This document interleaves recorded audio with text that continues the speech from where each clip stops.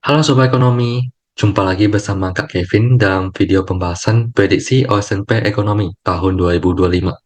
So, di video kali ini kita akan membahas soal nomor 33.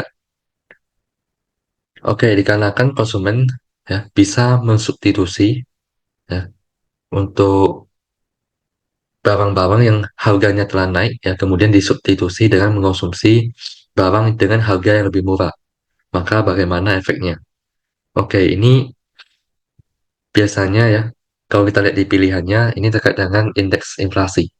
Nah, kalau dari sisi konsumen, maka kita lebih fokus pembahasannya ke arah Consumer Price Index, atau yang dalam Indonesia itu kita sebut sebagai IHK, atau indeks harga konsumen. Nah, kalau dari soal ini, ya, ini terkait dengan substitution bias.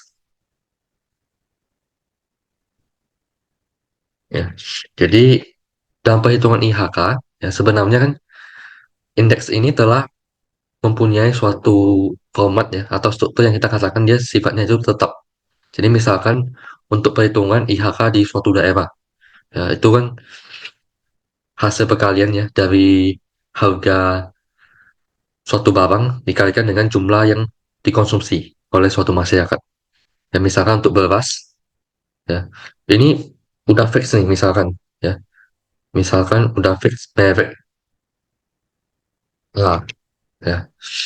Nah jadi ketika misalkan konsumen beralih menggunakan merek B, maka dalam perhitungan IHK ini biasanya masih menggunakan standar harga yang merek A karena sifatnya yang udah tetap, karena dia udah dalam suatu struktur atau format yang tetap, sehingga agak sulit untuk mengubah atau mengadaptasi bagaimana perubahan-perubahan konsumsi yang dilakukan oleh masyarakat.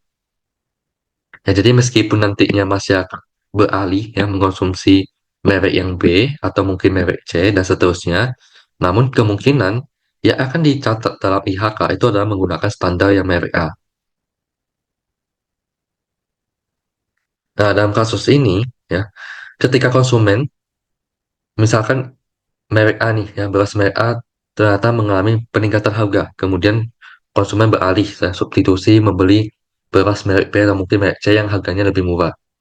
Namun, dalam perhitungan IHK masih tetap menggunakan yang merek A, yang dalam hal ini adalah harganya yang masih mahal. Otomatis, ya, hal ini akan menjadikan overstat, ya, inflasi dicatat atau dinilai atau tinggi. Ya. Karena padahal kan konsumen telah beralih menggunakan atau mengonsumsi barang substitusi dengan harga yang lebih murah. Maka seharusnya inflasinya itu akan lebih sedikit turun.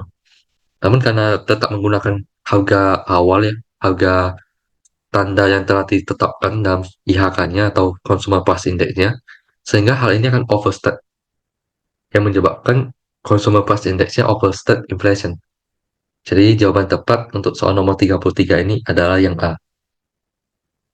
Ya, ini yang kita sebut dikarenakan adanya substitution bias. Ya, jadi tidak bisa beradaptasi, tidak dapat merespon perubahan yang terjadi untuk menghitung consumer price index-nya.